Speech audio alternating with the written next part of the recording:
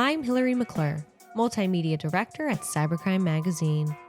Welcome to Let's Talk SOC, a Cybercrime Magazine podcast series brought to you by SecureWorks, a leader in cybersecurity, empowering security and IT teams worldwide to accelerate effective security operations. Joining me today is Chris Ewell, Director of SecureWorks Counter Threat Unit. Welcome, Chris. So great to have you with us today. Hey, thanks for having me. So, Chris, to start off, I'd love for you to tell us quickly a little bit about your role at SecureWorks.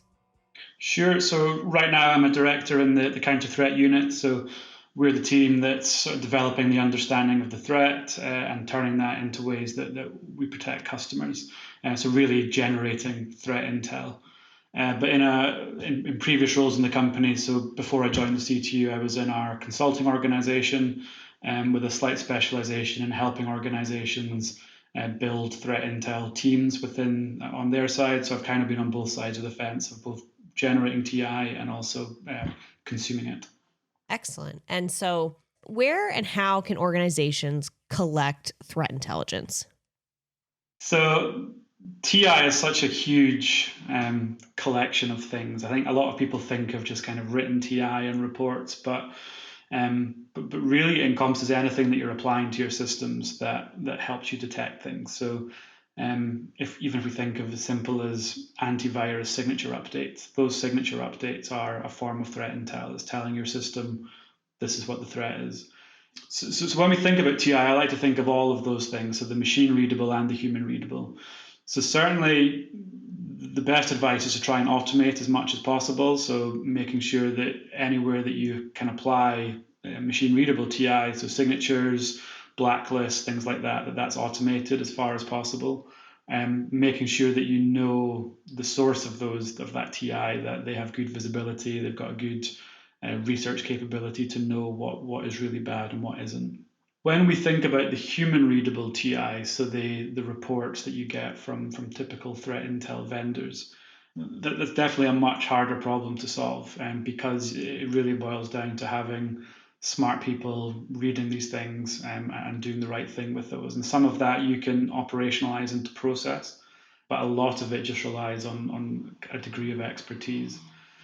So really, when we think of threat intelligence, we talk about the TI lifecycle. So that starts with planning and direction. So making sure you understand, well, where is all my TI coming from? And then moving into analysis and dissemination. So making sure that it's going to the right part of your organization. The first part of that is collecting threat intel. And really, you want to make sure that from a technical security controls point of view, that you have everything ticked off and automated. And then generally, I would recommend that you have at least one credible, reliable source for the sort of more human readable threat intelligence. Okay, great. And so I guess with that context, my next question for you, Chris, is how do businesses utilize intelligence to then guide decisions? Yeah, absolutely. So we would generally break down, and it's a theoretical breakdown. It's not as clear cut as this, Okay. but when we're thinking about the threat intel that we produce, there's strategic threat intel, there's tactical stuff, there's operational stuff, and each has their own place within an organization. So if I think of the threat intel that my team produces, so just to give you some examples, so every year we produce an updated threat analysis of the total threat from China, for example, which most organizations would read, but maybe say, well, I don't really know what I'm supposed to do with this information. If I think of a tactical example, so it could be, here's an analysis of a new ransomware group that we're tracking, or a new particular malware family. And then operational might be, there's an exploit for a vulnerability that's just been developed. You need to patch this system right now, otherwise you're going to have problems. So a lot of the problems that organizations face on the consumer side is that all of those different kinds of TI are coming in through the same channels. And when I've worked with organizations as to, well, what sort of processes do we need? Initially, it's triaging, so figuring out, well, how much of this do I need to care about right now? How much of it is more strategic? And then making sure it goes to the right place. So strategic stuff should, in a mature organization, be feeding into executive leadership and board risk management. So where should we be investing? Is there anything that affects us in different markets and different geographies? And then also strategic in a cybersecurity point of view. So which security controls should I be investing in?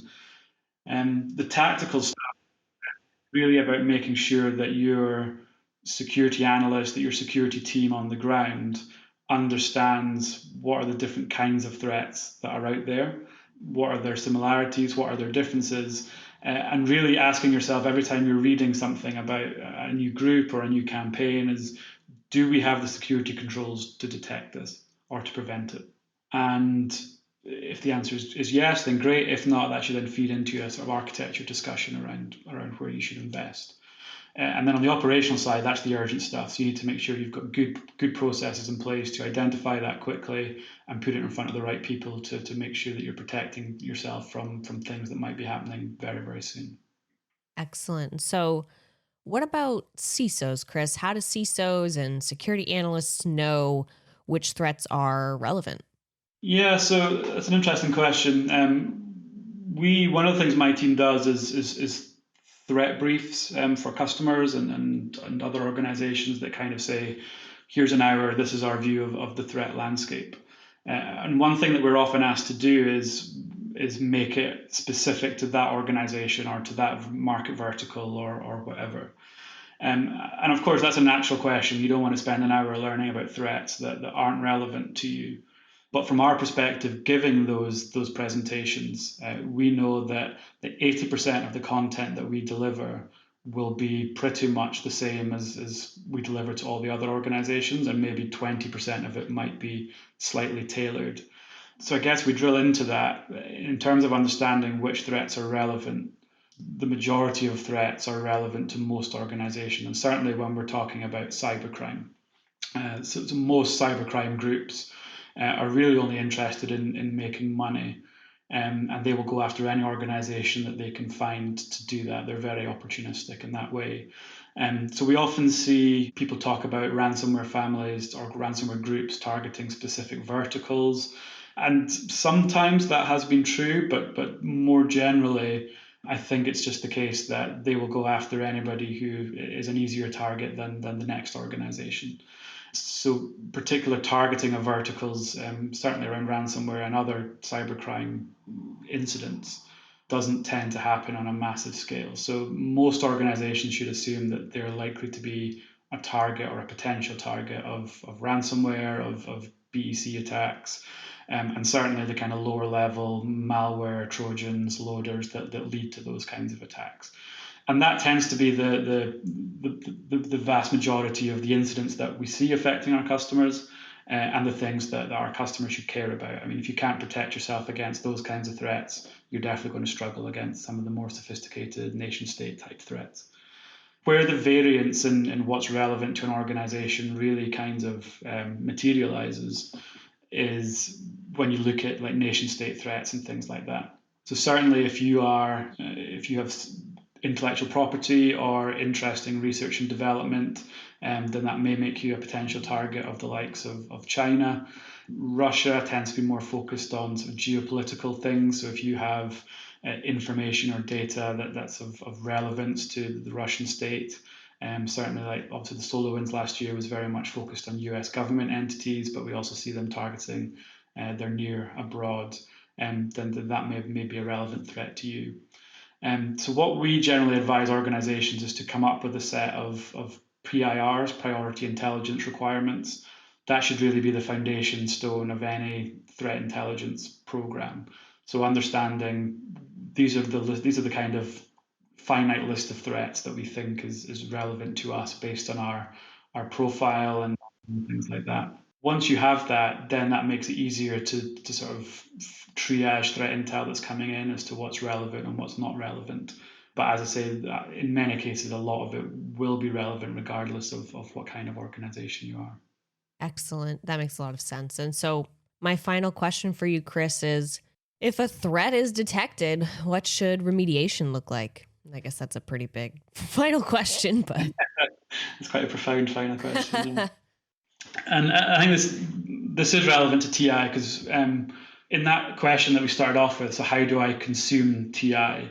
I think a lot of organizations are very much focused on receiving TI and then doing something with that to protect themselves. But actually, a lot of TI really finds its value when you're in the midst of an incident and you're reacting to something. So if you're in the midst of an incident, so take for example a really technical deep dive into a malware family. When you first receive that, there might be very little you can do with that other than just ask yourself, do I think I could detect this? But suddenly, if you do detect it and you're doing an incident response to remove it from your environment, having a reference manual that says exactly what the malware does and how it propagates itself and what things to look for in your environment suddenly becomes very relevant. So don't always think that TI has to be a proactive thing. Even just having access to it, so that when you are responding to something that you can use it effectively, is really crucial as well. And the other thing, I think, anytime you detect something, the more context that you have, the better that you will be. So when we're looking at detections that we find, we're always asking ourselves, not just if you find an indicator and you detect the indicator, don't just block the indicator on your firewall. Understand where that traffic is coming from. So is it coming from malware? What possible malware could it be? Make sure you understand the full extent of the incident, and TI will play a very important part in that to really elevate your response from just kind of knocking things down as they appear, whether it's individual indicators or files, and really taking a much broader look at the incident that you're faced with. Because our experience is that the organizations that do that are way more successful at remediating incidents. Wonderful. Well, Chris, thank you so much for coming onto the show and sharing with us your expertise and your perspective. This was a great episode, so I really enjoyed speaking with you. Great, thank you. Glad to do it.